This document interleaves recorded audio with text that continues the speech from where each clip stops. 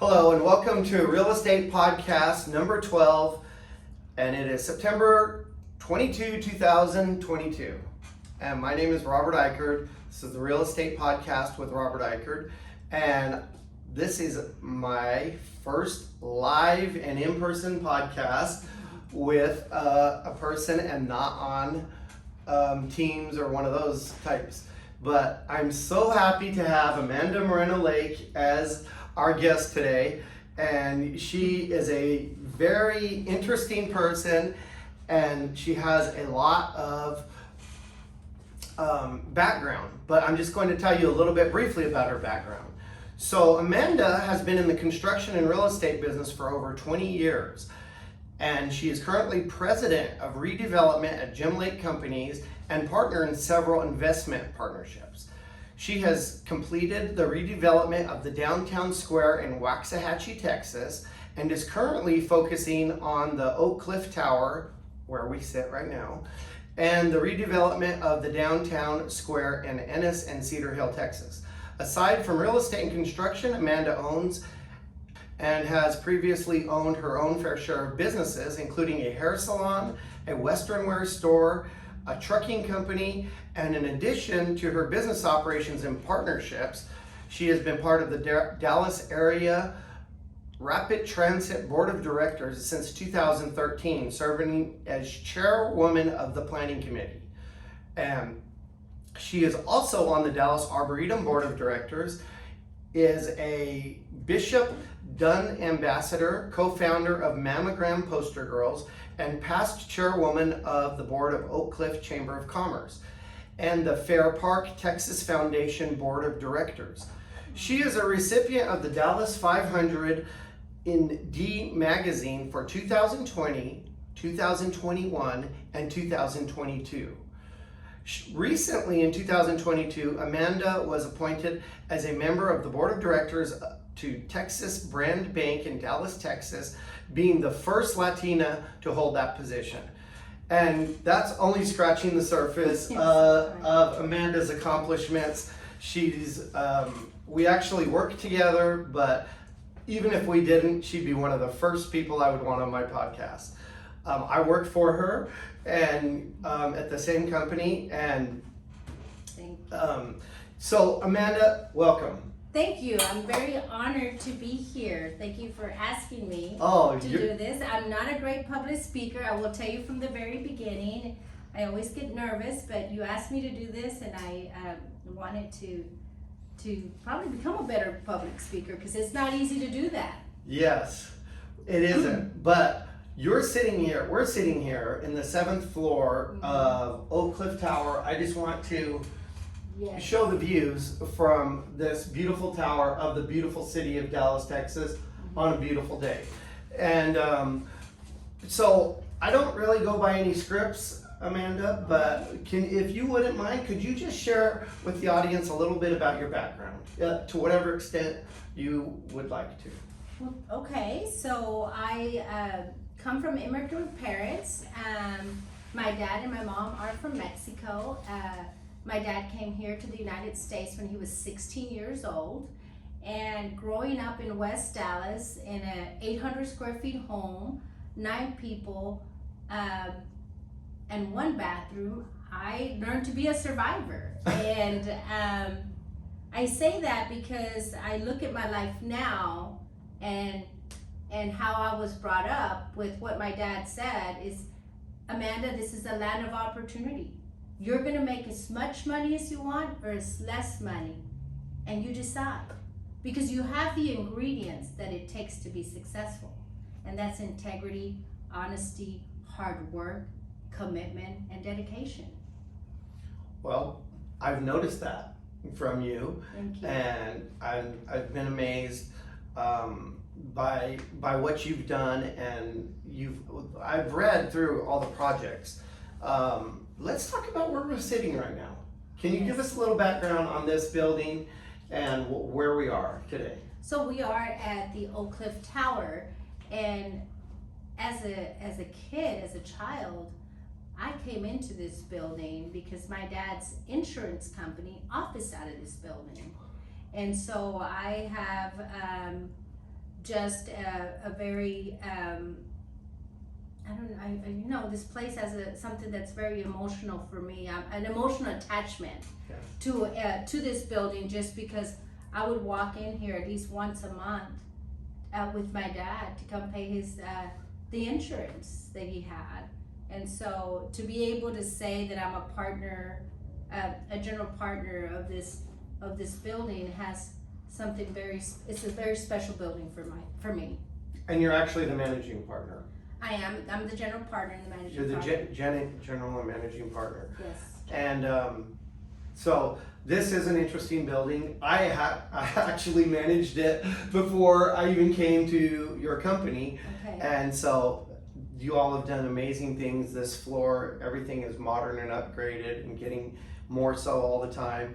And one thing I just can't get over is the views. And I'm glad the people that are watching the podcast can see what kind of views are from this building. If you're in the middle of Dallas, you might see another building right up front, but we're a little bit behind that, or a little bit south. So we have actually, I think, the best views in Dallas right here. And this building, Robert, is the biggest office tower here in the southern sector. Within Jim Lake Companies, we probably manage about 90% of the office uses in Oak Cliff in the southern sector, and spending the time in just redeveloping this in itself, it's a big task. Yes. There has been a lot of work done that maybe you can't see, but there was a lot of infrastructure stuff that we needed to do, a lot of mechanical stuff we needed to do, because there was a lot of deferred maintenance. And so we're getting through that, and Yes. and then we're going to start really focusing and making sure that this building looks, we turn it into a Class A building, and Yes. that's my goal. Yes. And we're sitting in a Class A conference room right now. Thank you. And I really feel that way. Thank you. So tell me about, I mean, this is an international podcast. Okay. What can you tell people about Dallas, Texas, and then maybe more particularly South Dallas, where most of your properties are focused, well, also in other towns I know as well. Right. I would say that I love our city. Our city of Dallas has so much opportunity, and I always say that I want to do the best that I can to make a difference, to make our community the best that it can be. And if you're in Dallas, if you're not making money, there's something wrong. Well, I mean, a couple of things I've liked about Dallas is we're in the center of the United States. Right. And the United States is a major country in the world. So we're in the center of a major country in the world. And you can get a lot of places very easily from Dallas. Right. You can go to Mexico City, you can go to Canada, you can go to New York nonstop. You could go to London, you could go to LA. I think you could probably go to Hawaii nonstop. You can do all these. And so, not to mention we have the Dallas Cowboys and the Dallas Mavericks. So, well, but we won't get too much into that right now, because I know we have a lot of people from a lot of places watching this. But that's just some local bias that comes out. And now, Amanda, what is it that you can tell us about South Dallas, which I know you have a special place in your heart for? Right. South Dallas is very unique and different. There's more land in the southern sector that can be redeveloped. I think that whenever you create a plan development area we work by districts or city council districts. We have 14 districts in our city. And when you create a plan development area and you create a master plan, it just makes it easier for developers or redevelopers to come and invest. It's important to have a direction. And for me, the city of Dallas and Oak Cliff, or the southern sector, is beautiful. There's just a lot of land and that's available. And if you're not investing, what do I always say is the key to real estate is learning how to buy right. Right. And to have that vision, it's important. Well, you are known as the Queen of Oak Cliff. Oh my And I don't mean to embarrass you, but can you tell us how that happened? Well, like I stated earlier, I'm not a really good public speaker or to have cameras in front of me.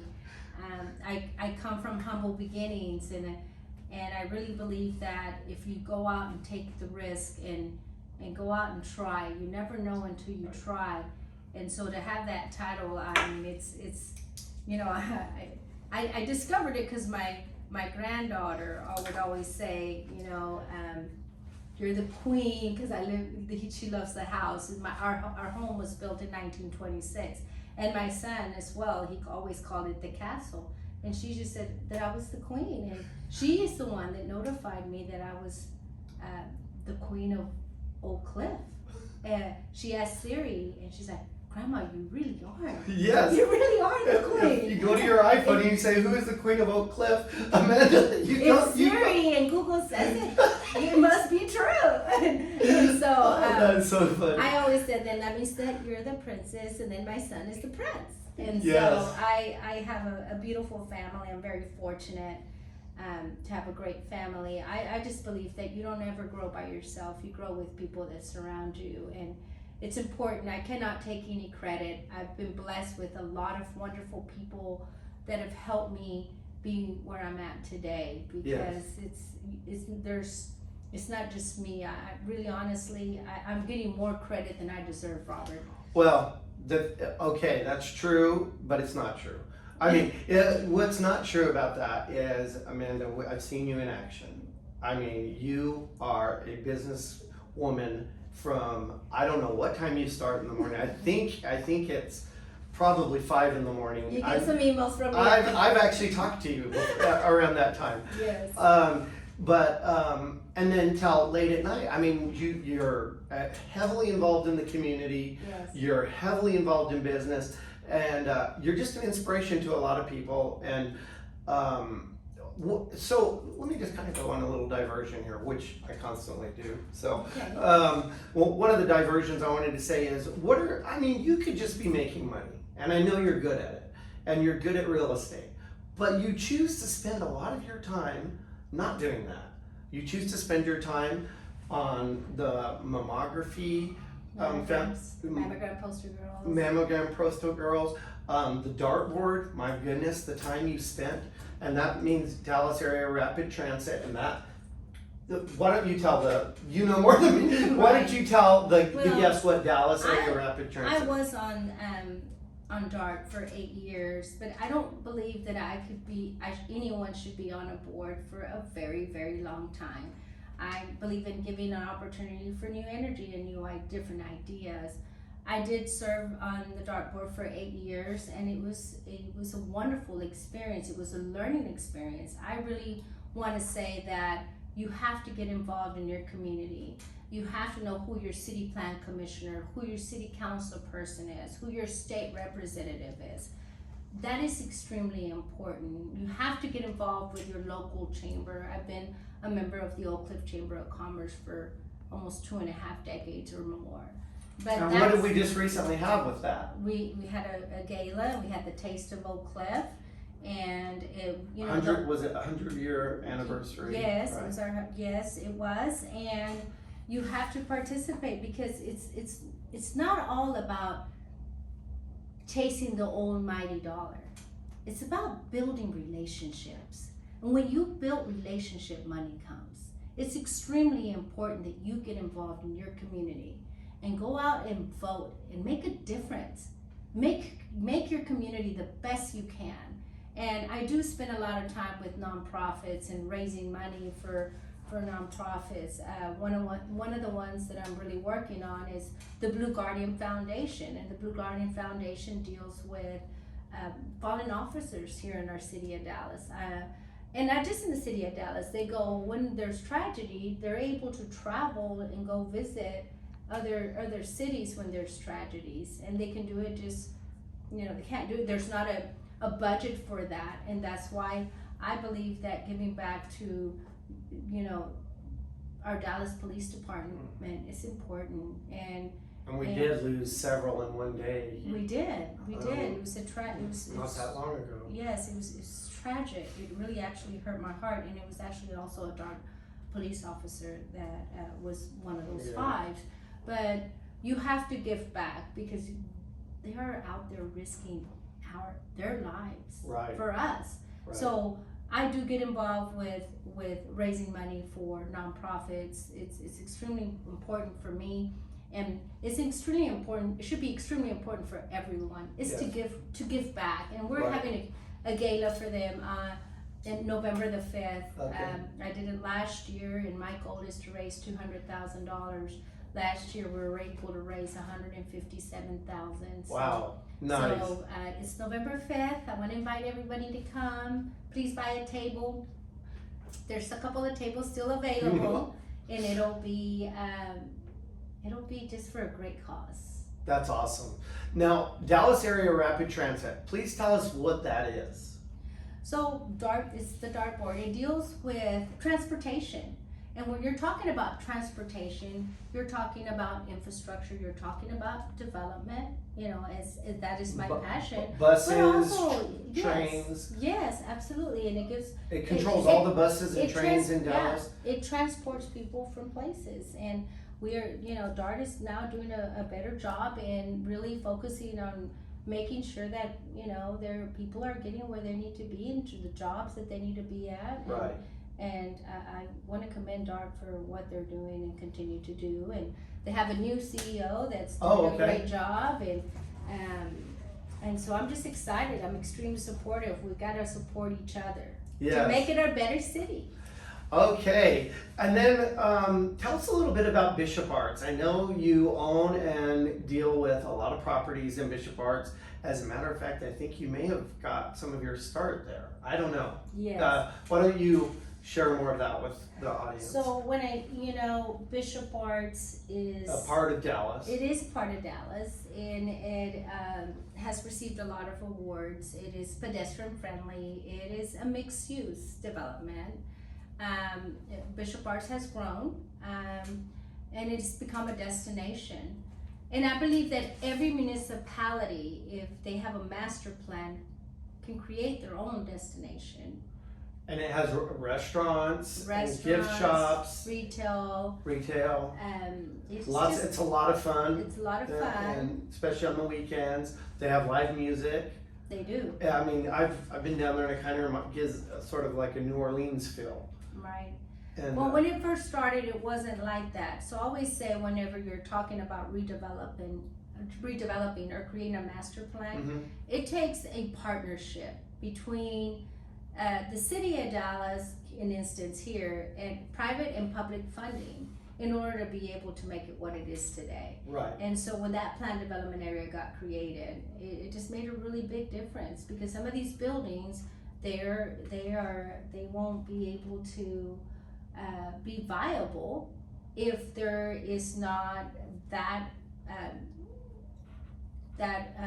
relationship with private funding and federal funding, and the city on board to be able to make sure that you're able to redevelop these buildings that don't have the parking that it requires. Right. Like Jefferson, for instance. This PD was created back in 1989. That's a big road that goes right out here. And got, when it was created, well, they didn't allow, a live workspace that you could live on the second floor and work on the first floor. But it got changed. So we had to go back and reopen it and be able to do a mixed use development that you're able to live and work. So you have to think outside the box. It's not just some of those rules, sometimes don't apply. They'll write them citywide, but they really should be more, because it's such a big city. That's right. It has to be kind of like more localized and more tailored. And so in terms of that thought, I wanted to bring up, you are kind of an expert, you are an expert at zoning and planning and permitting and things like that. Can you tell us a little bit about that? Well, I became an expert. When I first started many years ago, I will pull a permit. I wanted to start my first business.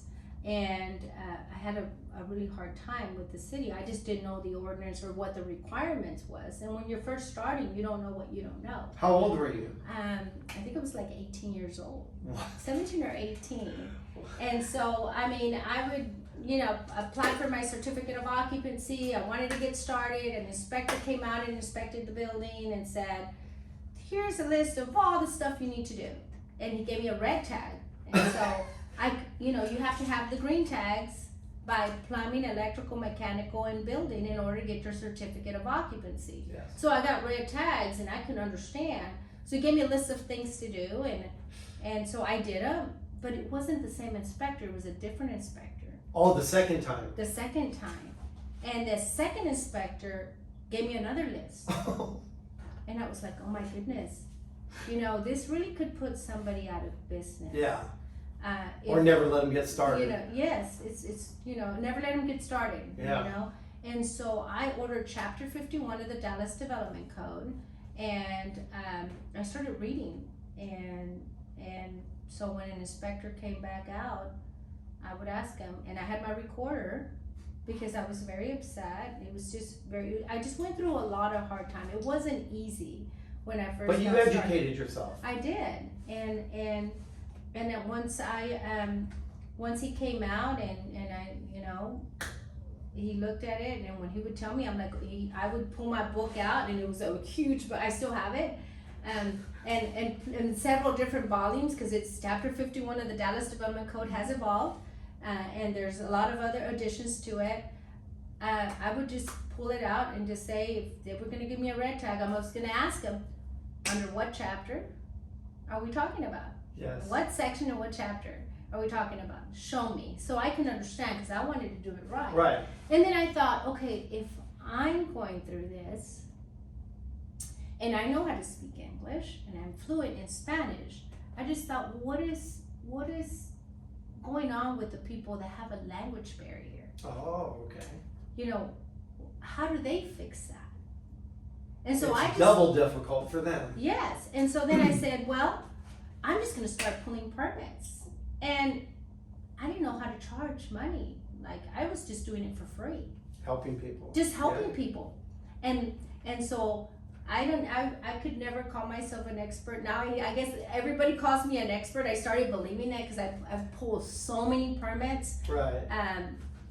With the city of Dallas, and I think they're now getting it right, and they're trying to do everything, and that's the focus this day. That's the focus now, is to try to do a better job to get those permits out, because at the end of the day, every single permit costs money. And it behooves our city to have the right people there, that's what they're doing now. We have somebody that's been there for a long time, Mr. Vernon. I hate Vernon. He's amazing. I'm not gonna say his last name, but he's amazing. Just ask for Vernon.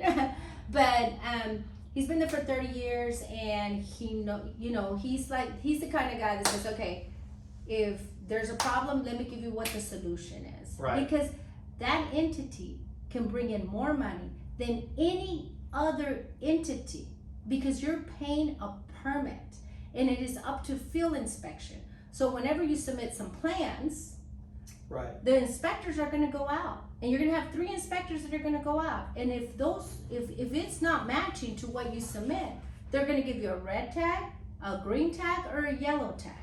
And so if it's done correctly, they're going to give you a green tag.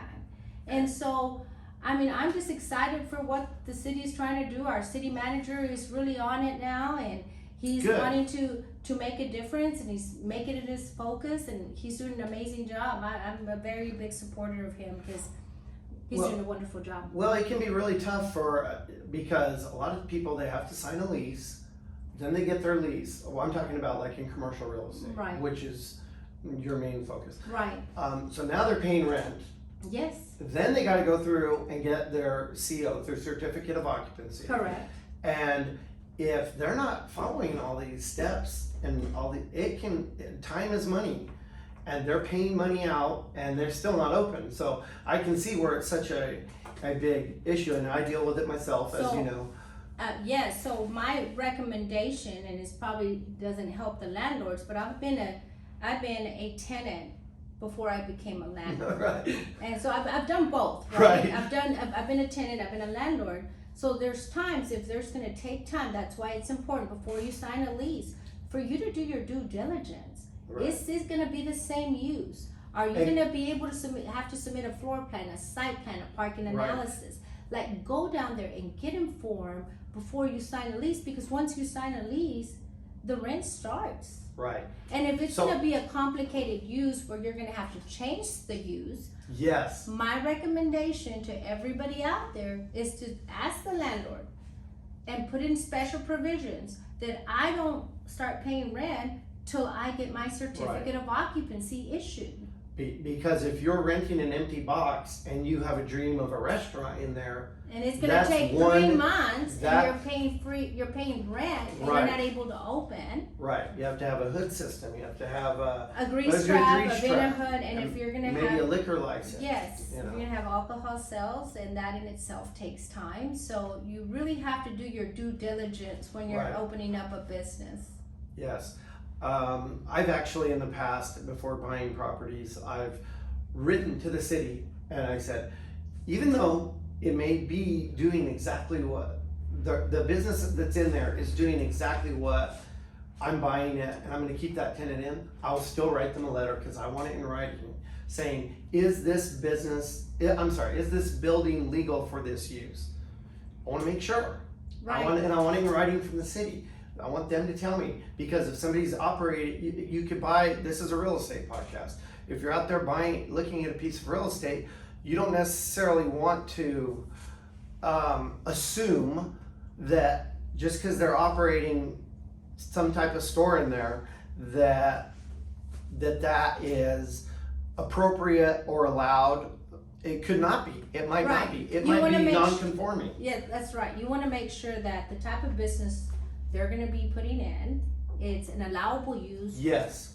within that planned development area or within city of Dallas. There's Right. a lot of planned development areas in our city, Mhm. and so you have Chapter 51 of the Dallas Development Code that we adhere to, but then you have a planned development area that is on top of that Chapter 51. With more special rules. Right. Right. And so that is what is referred to. Well, Amanda, we have a lot of young people that watch the podcast, Okay. and young people love podcasts. And a lot of young people, they're not going to watch this. Let's just say this. The audience for this type of podcast is usually people that have an interest, if not a very strong interest, in Right. getting into real estate.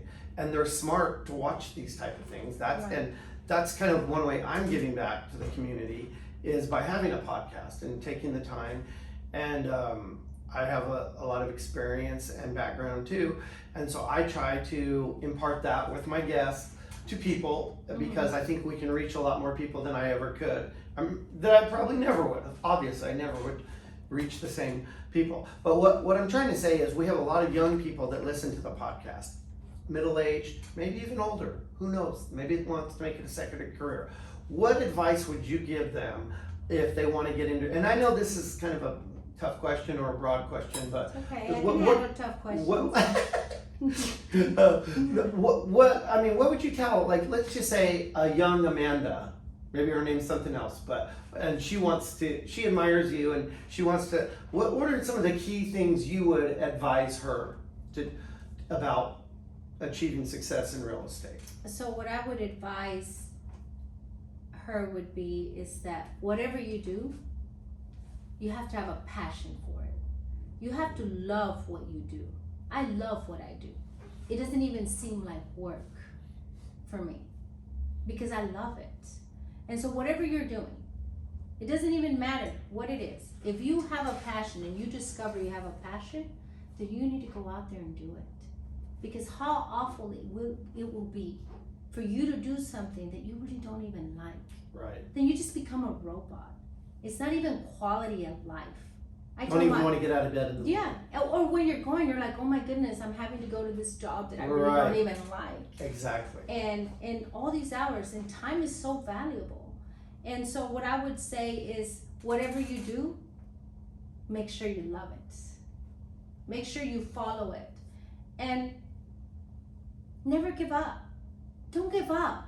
You know, a lot of people just give up. You're going to go through trials and tribulations. It's not going to be easy. But so many people, once it gets hard or it gets difficult, they give up. And so my message to you is this. I didn't have an opportunity to go to college. I started my business at a very young age. I started working, not an 8-to-5 job. I was working countless of hours. And, you know, but I was on a mission, because my dad said, Amanda, this is the land of opportunity. You're going to make as much money as you want and as less money as you want. And I took that to heart. But